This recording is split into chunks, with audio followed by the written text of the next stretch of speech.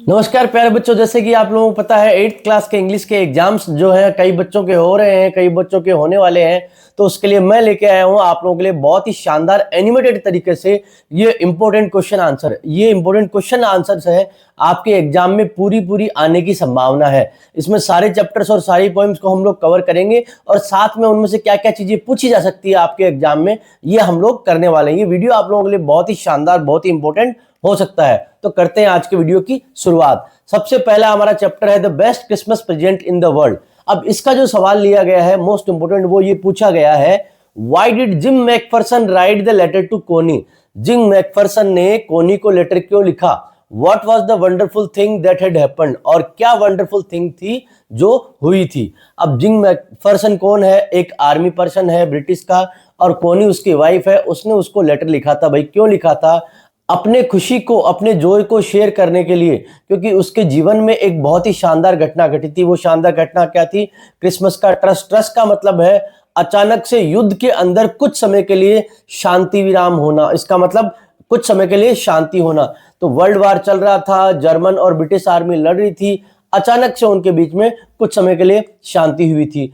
Enemies जो है वो दोस्त बन गए। ब्रिटिश और जर्मन सोल्जर्स, उन्होंने लड़ना बंद कर दिया और नो मैंस लैंड में वो मिले थे।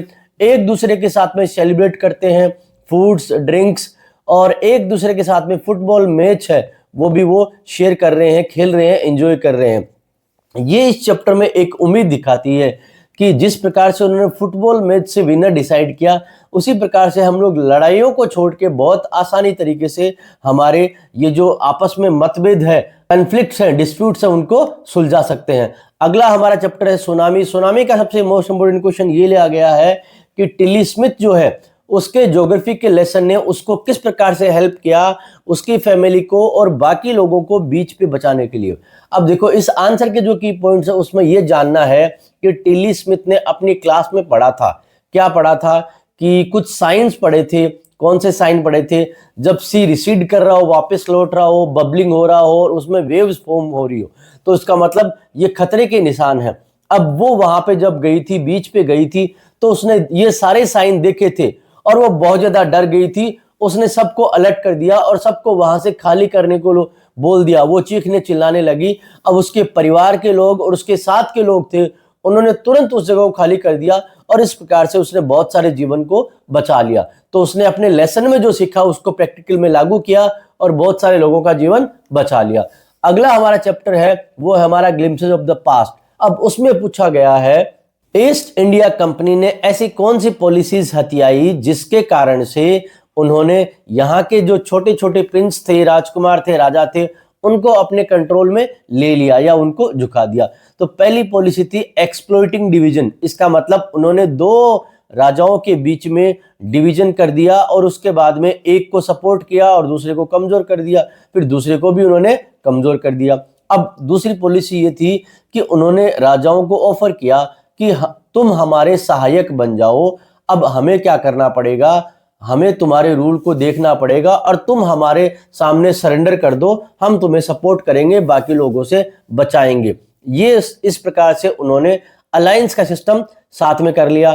फिर उन्होंने सुपीरियर मिलिट्री स्ट्रेंथ उनके पास में थी। उनकी मिलिट्री पावर जो थी वो बहुत खतरनाक थी। उनके आर्मी के पास में अच्छे इक्विपमेंट थे, एडवांस वेपन्स थे और उनके पास टेक्निक थी जो उनको हेल्प कर रही थी। और उसी के साथ साथ में किसी भी राजा की संतान कौन राजा बनेगी उसके अंदर भी वो दखलंदाजी करने लग गए और इस प्रकार से वो धीरे धीरे हर चीज में इंटरफेयर करने लगे।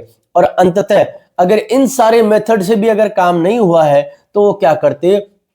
उस एरिया के पे अटैक करते और उसको पूरी तरह से अपने कंट्रोल में ले लेते। इस प्रकार से ब्रिटिशर्स ने क्या किया था, यहाँ पे जितने भी राजा थे, राजकुमार थे, उनको झुका दिया था, उनको अपने कंट्रोल में ले लिया। अगला चैप्टर है बिपिन बाबू वाला, Bipin Babu's lapse of memory.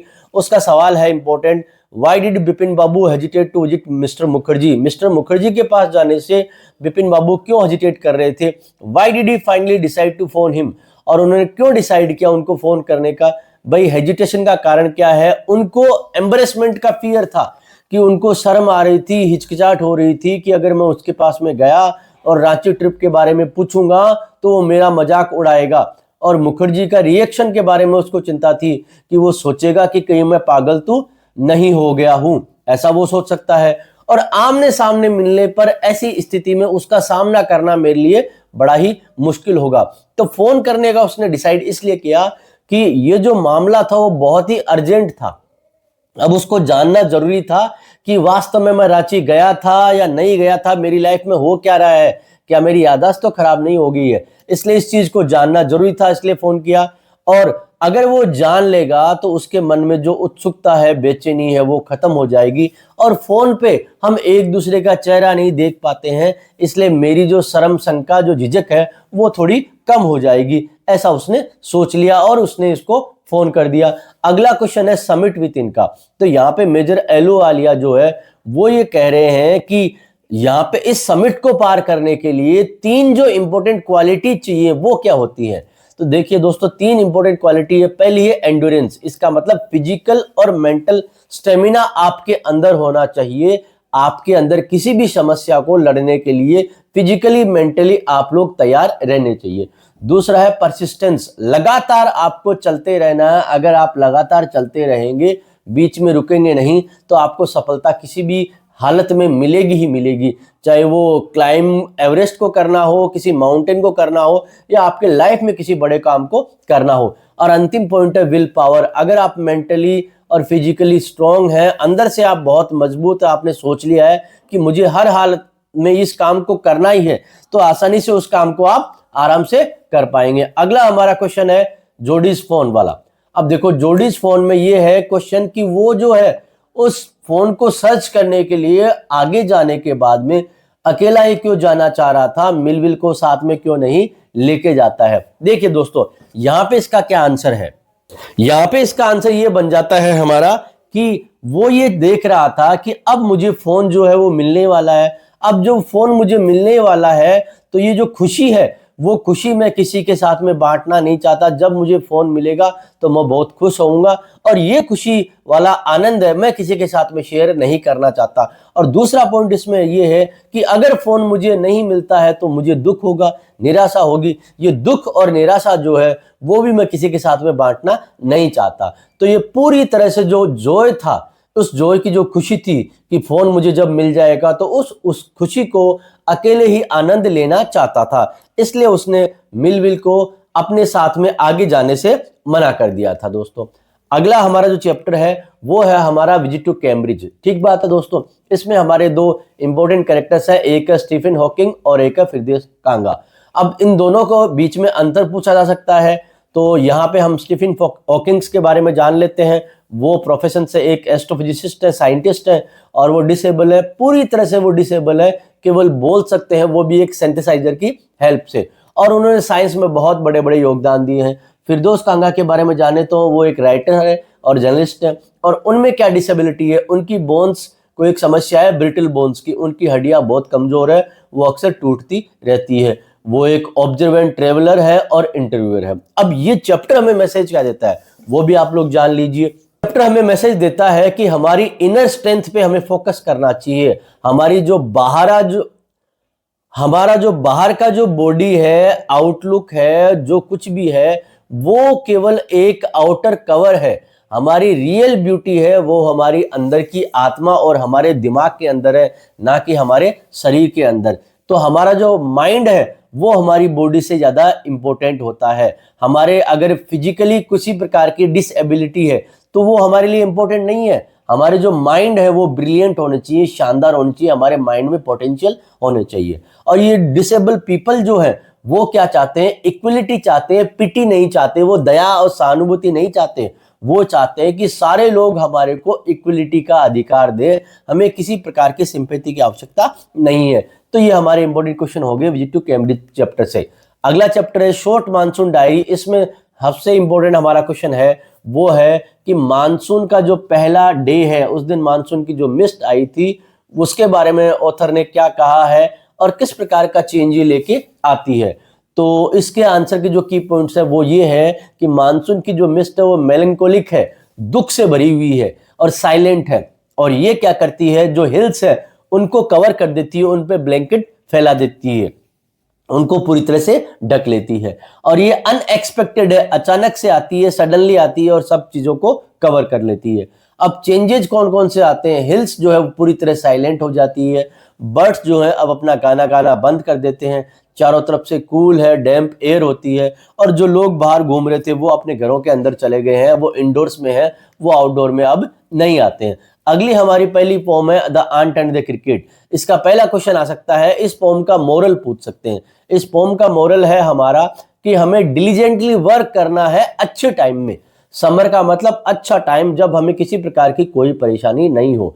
अच्छे समय के अंदर आपको बढ़िया कड़ी मेहनत करनी है, ताकि डिफिकल्ट टाइम जिसको विंटर कहा गया है उस समय पे आपको कोई परेशानी ना हो। और अगर आपके जीवन में प्लानिंग होगी और भविष्य को आप देख पाते हैं तो आप आसानी से मुश्किल परिस्थितियों में सरवाइव कर पाएंगे, कोई परेशानी आपको नहीं होगी।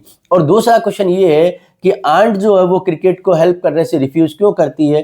क्योंकि आंट कहती है हमारा एक प्रिंसिपल है, ना तो हम बोरो करते हैं ना हम लैंड करते हैं, ना तो हम उधार लेते हैं और ना देते हैं। इसका मतलब है, हमें ये मैसेज मिल रहा है कि अपने आप पे डिपेंडेंट रहो, दूसरों पर डिपेंडेंट मत रहो, क्योंकि दूसरों पे भरोसे आप रहोगे तो आपके जीवन में असफलताएं आपको मिल सकती हैं, बुरी परिस्थितियों का सामना आपको करना पड़ सकता है। तो ये हो गया है हमारा आंट एंड द क्रिकेट। अगली हमारी पोम है ज्योग्राफी लेसन।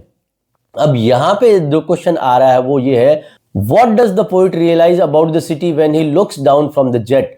अब वो जेट से जब नीचे देखता है तो उसको क्या फील होता है, वो क्या महसूस करता है? उसको ये महसूस होता है, इसके की पॉइंट्स यहाँ पे ये हैं कि उसको समझ में आता है कि नीचे जब वो था तब उसको लग रहा था कि ग्राउंड लेवल पे ये जो मकान वगैरह है, ये जो सिटी है, जो कॉलोनी है, ये किस प्रकार से बसे हुए हैं, ये अनऑर्गेनाइज्ड है, ये ऑर्गेनाइज नहीं है। लेकिन जब वो ऊपर जाता है, एरियल वे से जाता है, तब उसको सब कुछ प्लान्ड लेआउट के अनुसार दिखता है। उसको दिखाई देता है कि पॉपुलेशन और डेवलपमेंट कहाँ हो रहे हैं, जहाँ पे बहुत सारे रिसोर्सेज है, और इन सब का कनेक्शन हमारी ज्योग्राफी से है। इनका कनेक्शन ज्योग्राफी से क्यों है? क्योंकि जहाँ पे अच्छे सारे रिसोर्सेज है वहाँ पे लोग ज़्यादा रहना पसंद करते हैं, और जब एरियल वे से इसको देखते हैं तो हमें आपस में अपने आप समझ में आ जाता है कि ये जो लोग हैं ये इस प्रकार से क्यों रह रहे हैं। नीचे देखने पे हमें ये सब चीजें अनऑर्गेनाइज लगती है, पर ऊपर जाने के बाद में सारी चीजें अपने आप ऑर्गेनाइज हमें दिखाई देती है। अगली जो हमारी पोम है वो है हमारी लास्ट बार्गेन। लास्ट बार्गेन में एक लेबर है, एक वर्कर है, वो बार्गेन चाहता है। अब वो राजा के पास गया, राजा उसको अपनी पावर से इंस्लेव करना चाहता है, लेकिन वो मना कर देता है। उसके बाद में एक रिच मैन होता है, वो अपनी वेल्थ से उसको अपने अंडर में काम करवाना चाहता है, लेकिन वो मना कर देता है। एक ब्यूटीफुल लेडी है, वो अपने लव से इसको रोकना चाहती है, पर वो मना कर देता है। लास्ट में वो सरेंडर करता है, हाँ करता है, एक बच्चे के सामने। एक बच्चा उसको कुछ भी नहीं देता है, लेकिन वो उसको आजादी देता है उसके साथ में खेलने की और आनंद करने की, इसलिए उसने उस बच्चे को ऑफर को स्वीकार कर लिया है। तो हमारा इंपॉर्टेंट क्वेश्चन ये है कि उसने बाकी सब लोगों के ऑफर को छोड़ के इसके ऑफर को स्वीकार क्यों कर लिया है? क्योंकि उसको फ्रीडम चाहिए थी, काहे से? ना पावर चाहिए, ना वेल्थ चाहिए, ना उसको लव का ऑब्लिगेशन चाहिए, उसको फ्रीडम चाहिए। और उसको फ्रीडम जो दे रहा है वो कौन दे रहा है? ये बच्चा दे रहा है। तो इसीलिए उसने इस बार्गेन को स्वीकार कर लिया है। अगला हमारा जो पोम है वो है स्कूल बॉय। अब स्कूल बॉय जो है अपने आप को कंपेयर कर रहा है किसके साथ में? एक पक्षी जो कि केज में हो, या एक प्लांट जो कि विदर कर रहा है, ड्राई कर रहा है। तो देखो स्कूल के अंदर वो कहता है कि फॉर्मल एजुकेशन है वो बच्चे की उम्मीदों को, बच्चे के बचपन को किल करती है। और ये जो केज है, वो केज एक सिंबल है, एक मेटाफर है, काय का? बाउंडेशंस का, बाउंड्रीज का, समस्याओं का, जाल का। बच्चा एक जाल में घिरा हुआ है। जिस प्रकार से एक पंछी को, एक बर्ड को हम लोग केज में रखते हैं, वैसे बच्चे को स्कूल में बहुत सारे रूल्स एंड रेगुलेशन से बांध दिया जाता है, और इसका जितना डेवलपमेंट होना चाहिए उतना नहीं हो पाता है। वो यूथ में जिस प्रकार की आजादी चाहता है, वो आजादी, जैसे नेचर में खेलना कूदना, एंजॉय करना और ग्रो करना, वो आजादी उसको नहीं मिलती है, और वो उसको चाहता है। उसकी इनोसेंस वो धीरे धीरे धीरे धीरे विदर हो जाती है, चली जाती है। अब यहाँ पे यूज किया गया है विदरिंग द प्लांट। अब विदरिंग का जिस प्रकार से ये जो प्लांट्स हैं उनको प्रॉपर न्यूट्रिएंट्स नहीं मिलते हैं, तो वो क्या करते हैं? सूख जाते हैं, मुरझा जाते हैं। उसी प्रकार से छोटे बच्चे हैं, वो इनोसेंट होते हैं, उनको अगर नेचर का जॉय, खुशियाँ ये सब नहीं मिली तो वो भी क्या करेंगे? मुरझा जाएंगे, वो भी पूरी तरह से डेवलप नहीं हो पाएंगे। तो ये हो गया है हमारा स्कूल बॉय। उसके बाद में आ जाता है हमारा इसका लास्ट जो पोइट्री अर्थ की। तो ये हमारी पोम आ गई है द ग्रासहॉपर और क्रिकेट वाली। अब देखो इसमें यहाँ पे पूछा गया है कि हमारी जो अर्थ है, अर्थ की पोइट्री कभी भी डेड क्यों नहीं होती है। तो भैया अर्थ की जो पोइट्री है वो कंटिन्यूस साइकिल में चलती रहती है। जिस तरह से नेचर की एक आवाज है, वो नेचर की आवाज को यहाँ पे दो लोग रिप्रेजेंट कर रहे हैं और वो कभी भी उसको साइलेंट नहीं होने देते हैं। अगर समर की बात करूं तो समर में जब सारे पक्षी और इंसेक्ट्स रुक जाते हैं, ठहर जाते हैं, सन की हीट में वो बाहर नहीं निकलना चाहते हैं, तो ग्रासहॉपर बाहर निकलता है। वो चीयरफुली एनर्जी के साथ में गाना गाता है, यहाँ वहाँ घूमता रहता है और अर्थ की पोइट्री को रुकने नहीं देता। उसी प्रकार से विंटर में जब सारे इंसेक्ट्स और क्रिएचर छिप जाते हैं तो कौन निकल के आता है, क्रिकेट बाहर निकल के आता है और वो शांति से बहुत मजे से अपने गीत को गुनगुनाता है और अर्थ की पोइट्री को डेड नहीं होने देता है। वो प्यारे प्यारे गीत यहाँ वहाँ गुनगुनाता है और गर्मी को फैलाता है। तो यहाँ पे हमने जान लिया है कि एक ऐसी साइकिल है जो समर और विंटर दोनों में चलती रहती है। ये हमारे ग्रासहॉपर और क्रिकेट जो है वो अर्थ की पोइट्री को कभी भी डेड नहीं होने देते हैं, वो आनंद लेते हैं इन अलग अलग सीजन्स में और इस प्रकार से इन दोनों को चीजें चलती रहती है। दोस्तों अगला हमारा जो चैप्टर आ गया है वो है हमारी सप्लीमेंट्री रीडर का पहला चैप्टर। देखिए इसमें पूछा गया है why the djinn was angry with the camel. Djinn जो है कैमल से एंग्री क्यों हुआ। दुनिया बिल्कुल नई नई थी और सारे एनिमल्स काम कर रहे थे।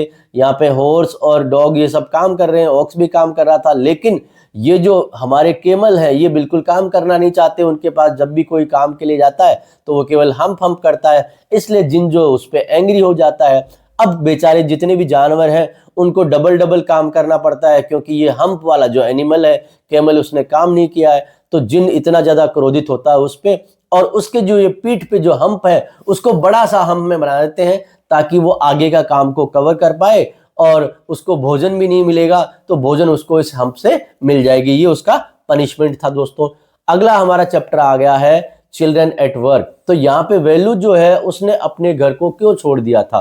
देखो प्यारे बच्चों, उसके जो फादर थे वो उसको पीटते थे, मारते थे और ये सारे बच्चे काम करने के लिए जाते हैं, पैसा कमा के लाते हैं और पैसा कमाने के बाद में पैसा पिताजी छीन लेते हैं और वो ड्रिंक करते हैं, ड्रिंक करके उनको मारते पीटते हैं। तो बच्चा जो है बहुत ज्यादा परेशान हो गया है मार पिटाई से और इसी कारण से वो घर छोड़ के भाग जाता है। अब देखो ऐसे बच्चे जो घर छोड़ के बाहर जाते हैं उनको इस तरह के जो नई जगह पे वहां पहुंचते हैं वहां पे किस प्रकार के स्ट्रगल का सामना करना पड़ता है। बेचारा भूखा प्यासा है तो उसके वॉबली लेग्स हैं, वो लड़खड़ा रहा है, मिजरेबल स्थिति में है, लॉस्ट हो गया है कि कहाँ जाना कहाँ आना है, 2 दिन से कुछ खाया पिया नहीं है, पूरी तरह से आइसोलेट हो जाता है। बड़े शहरों में लोग सब अपने कामों में लगे हुए हैं, उनको किसी बच्चे से कोई मतलब नहीं है। वो बेचारा दुखी है, परेशान है और डरा हुआ है, इतना ज्यादा क्राउड है, भयंकर आवाज है, शहर में किसी को जानते नहीं है, थका हुआ है, डरा हुआ है। लेकिन वो यहाँ पे एक बच्ची आती है, वो उसको हेल्प करती है। तो यहाँ पे इस प्रकार की स्थितियां इन बच्चों की हो जाती है। तो दोस्तों कभी भी ऐसा जीवन में गलत कदम नहीं उठाना, वरना आपको इस तरह की समस्याओं का सामना करना पड़ सकता है। अगला हमारा जो चैप्टर है वो है सेल्फिश जाइंट। सेल्फिश जाइंट में ये पूछा गया है किस प्रकार से छोटे बच्चे ने उस जाइंट के हार्ट और गार्डन को पूरी तरह से बदल दिया। तो छोटे बच्चे ने किस प्रकार से उसके हार्ट को बदल दिया। देखो पहले जो जाइंट है उसका हार्ट था वो सेल्फिश था, वो बहुत ही कोल्ड था, फिर वो बदल गया है काइंड हार्ट में, कंपेशनेट में, दूसरों के बारे में सोचने वाला, बच्चों को प्यार करने वाला, काइंडनेस वाला, दूसरों के बारे में एम्पैथी रखने वाला।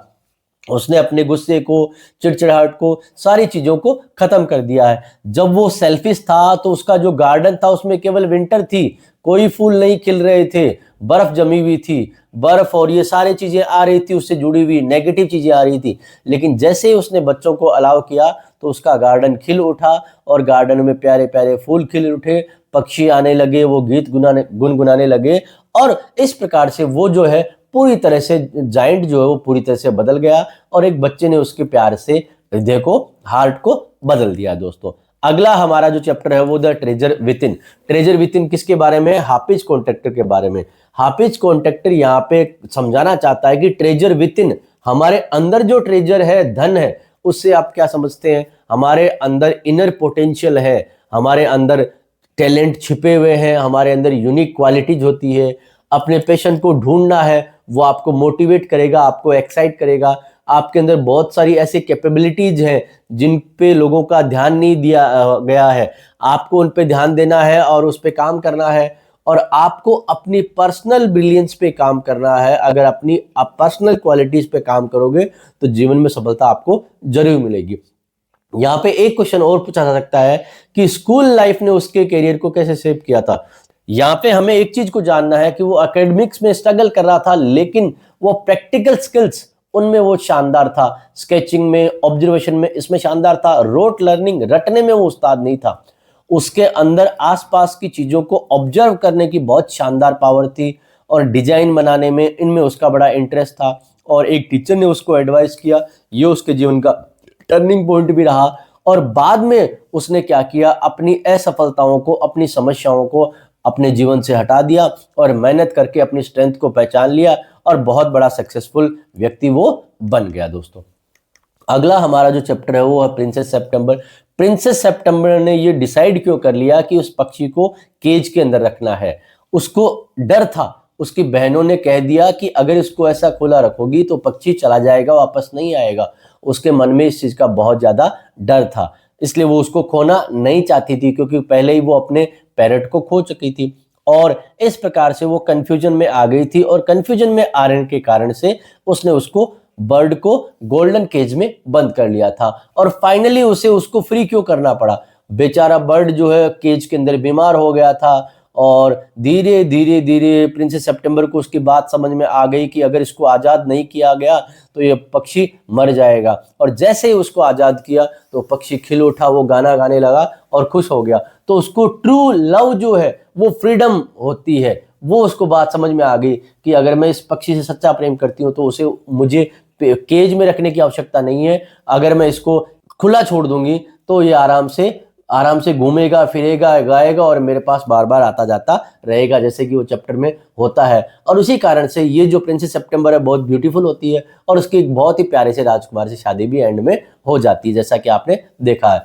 अगला हमारा चैप्टर है फाइट। इस फाइट में क्या होता है, दो बच्चे हैं रंजी और सूरज, किस प्रकार से उनके बीच में लड़ाई होती है। रंजी को एक जंगल में एक प्यारा सा पुल मिलता है, वो वहां जाता है, स्विमिंग करता है। वहां पे एक तकड़ा सा लड़का आता है सूरज, वो कहता है ये पुल मेरा है। दोनों आपस में लड़ने झगड़ने लगते हैं, लेकिन उनकी लड़ाई झगड़े का कोई फैसला नहीं निकलता है। लेकिन बाद में जब वो देखते हैं एक दूसरे की क्वालिटीज को, रंजी है स्विमिंग में एक्सपर्ट है, और सूरज है एक्सरसाइजिंग में और जिम करने में, इन चीजों में, खाने पीने में एक्सपर्ट है।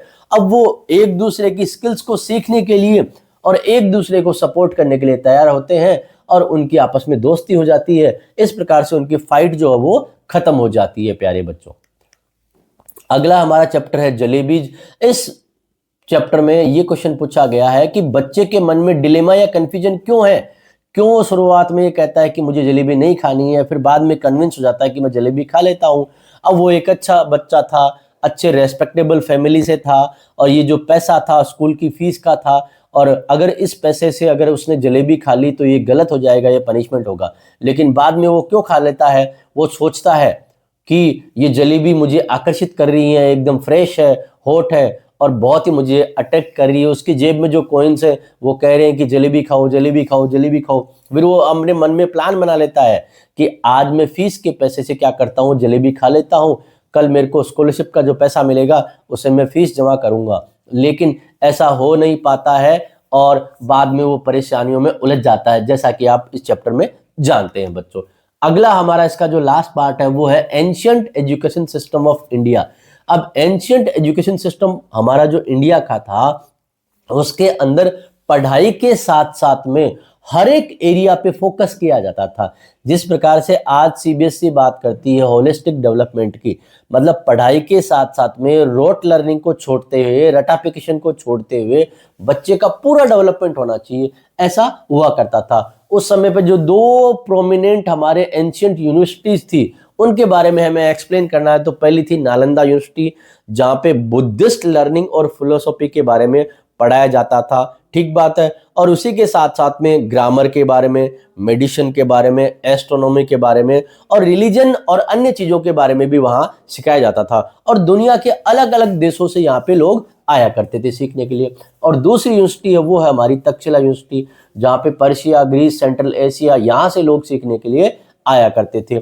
यहाँ पे भी हमारा एंशियंट ट्रेडिशन देखने को मिलता है। और यहाँ पे मेडिकल साइंस हो गया, वारफेयर हो गया, आर्चरी हो गया, गवर्नेंस हो गया, अर्थशास्त्र, ग्रामर वगैरह आदि चीज़ों की यहाँ पे पढ़ाई करवाई जाती थी। और इसके एमिनेंट जो फिगर्स है, इंपॉर्टेंट फिगर्स है, वो हो गए हमारे चाणक्य, जिसे कौटिल्य भी कहा जाता है, पाणिनि जो बहुत बड़े ग्रामरियन थे, और चरक जो बहुत बड़े फिजिशियन थे। तो दोस्तों यहाँ पे ये बताया गया है कि नॉलेज की कोई बाउंड्री नहीं है। अगर आपके पास नॉलेज है तो पूरी दुनिया आपके पास में आएगी। जिस प्रकार से हमारे नालंदा यूनिवर्सिटी और तक्षशिला यूनिवर्सिटी में सारे बच्चे पढ़ने के लिए आया करते थे। तो दोस्तों मैं उम्मीद करता हूँ ये वीडियो आपको पसंद आया होगा। हमारी जो 8th क्लास की इंग्लिश की बुक है उसके सारे इंपॉर्टेंट क्वेश्चंस लगभग हमने डिस्कस कर लिए हैं। आप एग्जाम से पहले अगर इनको एक बार देख के जाते हैं तो एग्जाम में नो डाउट आप बहुत ही शानदार, बहुत ही बढ़िया स्कोर कर सकते हैं। दोस्तों इनमें से किसी भी चैप्टर का कोई वीडियो आप डिटेल देखना चाहते हैं तो हमारे चैनल पर ये सारे वीडियोस अपलोडेड हैं, आप वहां जाके देख सकते हैं। Thank you so much friends.